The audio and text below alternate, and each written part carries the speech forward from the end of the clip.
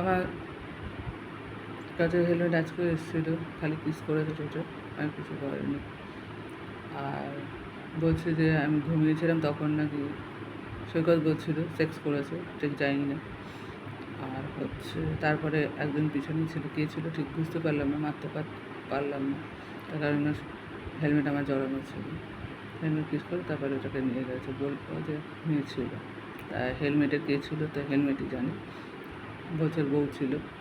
তা বউ থাকলে আমাকে কেন এসব করতে আসে, তার বউকে জিজ্ঞেস করা হোক ভালো করে যে কেন করতে আসে এসব। আর দ্বিতীয় কথা সৈকত নাকি চারটানে আসে আমার কাছে মারতে। আমার মাথায় আজকে আবার মেরেছে সৈকত। পুরোহিতদের পাড়ার লোকদের দিয়ে ফিট করেছে, করে চারটানে আমাকে মারার জন্য এসব ব্যবস্থা করেছে। আর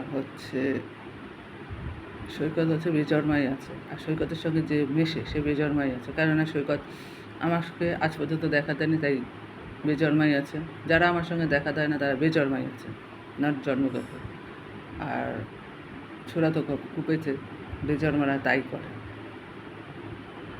সৈকতের সঙ্গে যে মেশে সে বেজন্মাই থাকে, আজকে ডিক্লেয়ার করে দিল।